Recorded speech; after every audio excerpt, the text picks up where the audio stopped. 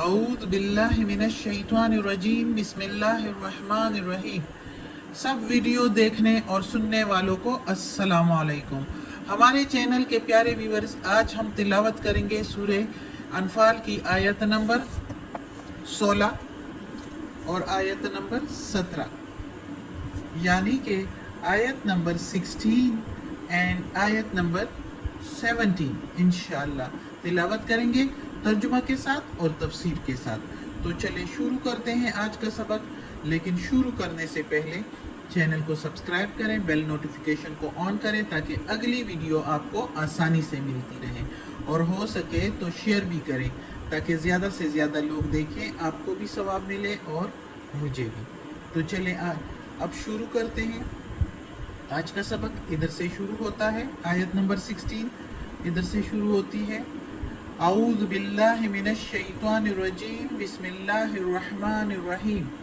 ومن، اور جو کوئی، ومن یولہم، اور جو کوئی پھرا ان میں سے، یومئذ، اس دن، دبرہ، الا، دبرہ پیٹھ کے بل اس کے، دبرہ پیٹھ کے بل ہوں اس کے، الا کے میننگ سوائے، متحرفن، متحرفن چال چلتا ہوا یا ہنر کرتا ہوا، لقتال جنگی، متحرفن لقتال، یا یعنی جو کوئی پیٹھ پھرے اس دن سوائے چال چلتا ہوا جنگی یا جنگی ہنر کرتا ہوا، او یا متحیزن جا ملتا ہو، الا طرف، فئتن فوج کے، یعنی اپنی فوج کی طرف جا ملنے کی کرتا ہو، فقد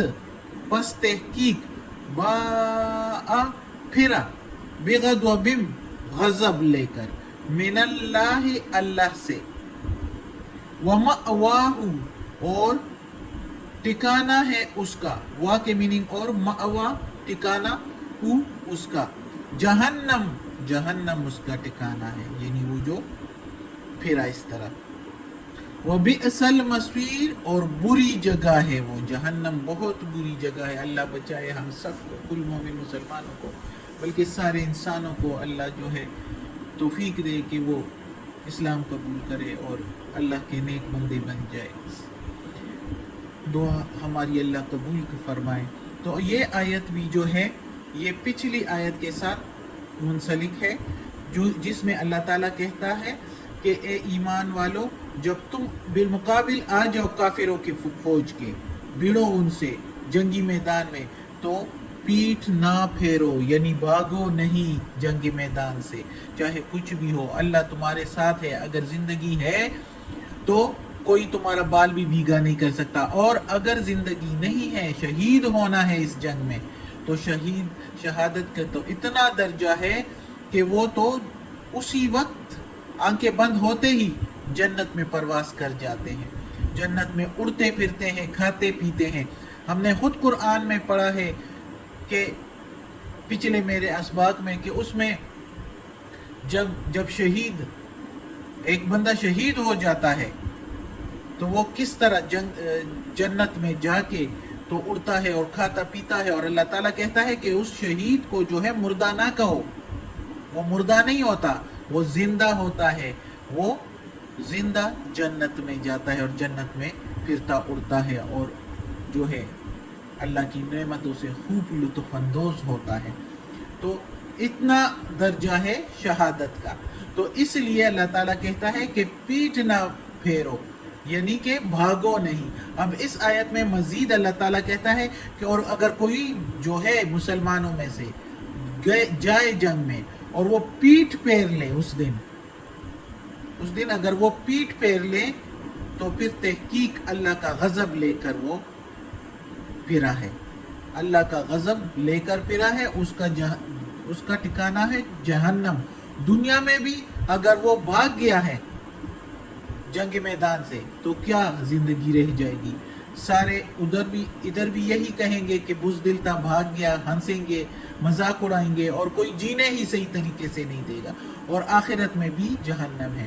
جبکہ اللہ تعالیٰ کہتا ہے اس جگہ پر درمیان میں کہ اس دن کوئی پیٹ پھرے تو نہیں صحیح ادھر، لیکن ادھر پھر اللہ تعالیٰ کہتا ہے سوائے وہ جو جنگی چال کھیلیں، یعنی جنگی چال کرتا ہوا مڑتا پھرتا رہے، اور یا جو ہے وہ اپنی اس سے کوئی اپنی مرکزی جماعت جو ہے وہ دور ہو گئی ہو اور وہ پیٹ پھیر کر جو ہے اس میں جا ملنے کے لیے کوشش کرتا ہے کہ اس میں جا ملوں اور ان کے ساتھ مل کر لڑائی کروں، تو اس میں پھر گناہ نہیں ہے، اس طرح پیٹ پھیرنا گناہ نہیں ہے۔ یہ نہیں ہے کہ جہاد کے لیے جائیں جنگ کریں تو پیٹ ہی نہ کرے کسی دشمن کے آگے کہ نہیں یہ گناہ ہے، یہ بات نہیں ہے۔ پیٹ پھیرنے کا مطلب جنگ سے بھاگ جانا، جنگ سے بھاگنا نہیں ہے، بزدلی نہیں دکھانی۔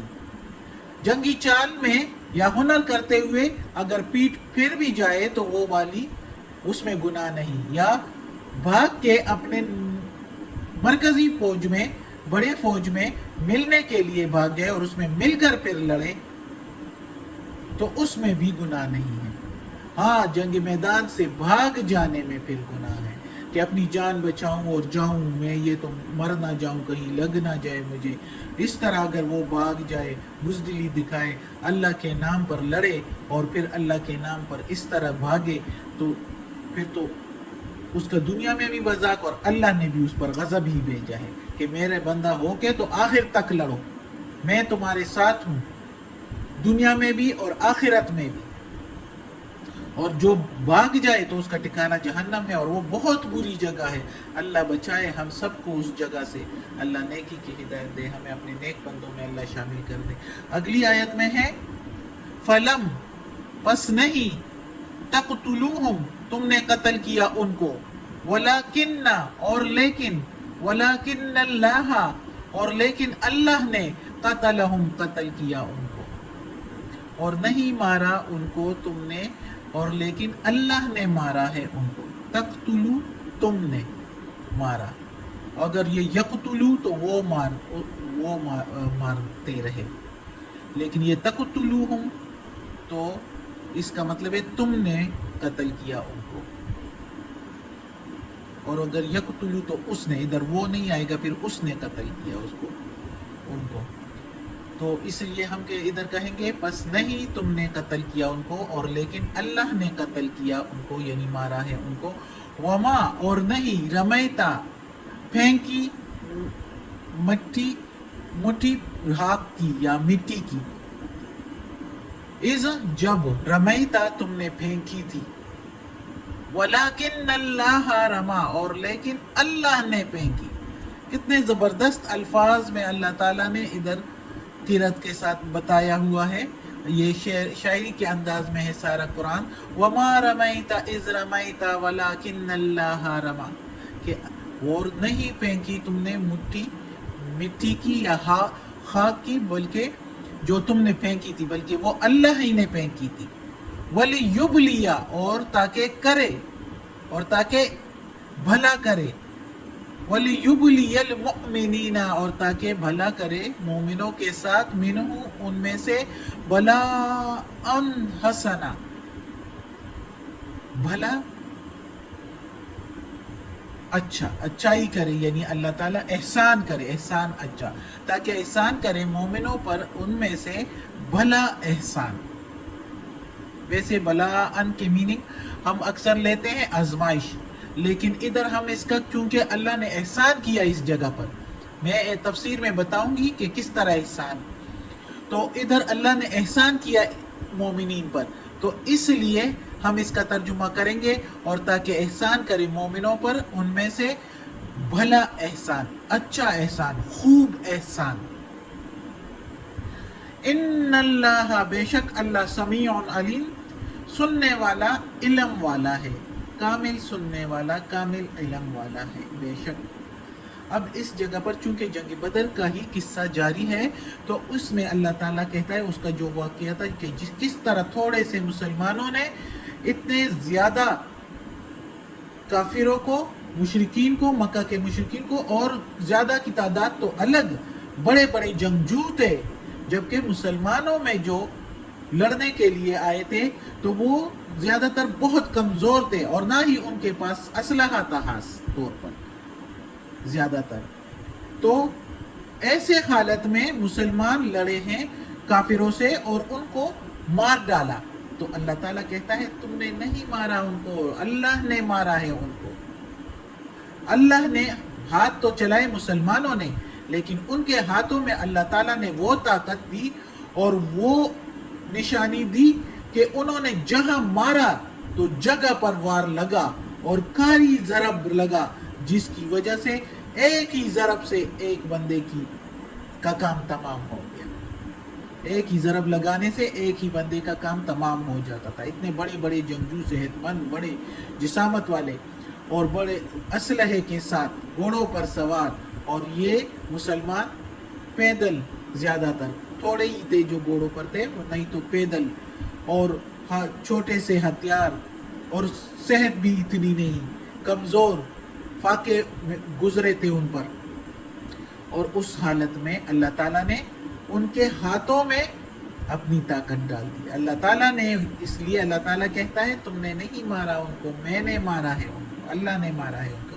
اور پھر ادھر اللہ تعالیٰ کہتا ہے کہ نہیں پھینکی تم نے خاک کی مٹھی. جب پھینکی تھی، جب جنگ کی شدت بڑھ گئی تو رسول پاک صلی اللہ علیہ وآلہ وسلم نے زمین سے ایک مٹھی خاک اٹھایا اور کافروں کی طرف پھینکا. جب کافروں کی طرف پھینکا تو وہ سارے کافروں کی لشکر کے آنکھوں میں جو ہے وہ چلا، اس کے ریزے چلے گئے، ذرے چلے گئے، اور وہ آنکھیں ملنے لگے، سارے اپنے آنکھیں ملنے لگے. تو اس وجہ سے اس پر مسلمانوں نے حملہ کیا بڑے طریقے سے، اور اس طرح کافی مشرکین مارے گئے. تو وہ مٹھی خاک کی جو ہے اللہ تعالیٰ کہتا ہے کہ تم نے نہیں پھینکی. وہ جب تم نے پھینکی تھی تو وہ تم نے نہیں پھینکی، وہ اللہ نے پھینکی تھی. اللہ کہتا ہے وہ میں نے پھینکی تھی. ظاہر ہے ایک بندہ، بشر، ایک انسان کے ہاتھ میں اتنی طاقت، اتنی پاور، ایسی سپر پاور کہاں سے آ سکتی ہے کہ وہ ایک مٹھی خاک کی پھینکے اور پورے لشکر کی آنکھوں میں وہ جا کے ڈسٹریبیوٹ ہو جائے اور سب آنکھیں جو ہے پھیلنے لگے، ملنے لگے، سب کے سب لشکر والے اپنی آنکھیں ملنے لگے، رگڑنے لگے. تو ایسے کیسے ہو سکتا ہے؟ یہ صرف خدا کی قدرت ہو سکتی ہے، اللہ کی قدرت ہو سکتی ہے. یہ صرف اللہ کا ہاتھ تھا جس نے مٹھی بھر خاک سے فوجوں کے منہ پھیر دیے. ساری فوج جو ہے اپنی آنکھیں، مشرکین کی فوج اپنی آنکھیں رگڑنے لگے اور ان کے منہ پھیر دیے. اللہ تعالیٰ کہتا ہے کہ یہ بے سر و سامان مسلمان جو کہ تعداد میں بھی کم، اتنے مسلمانوں کی قدرت اتنی کہاں کہ صرف ان کے زور بازو سے کافروں کے ایسے بڑے بڑے جنگجو مارے جاتے. یہ تو خدا ہی کی قدرت کا کرشمہ ہے کہ اس نے ایسی بڑے بڑے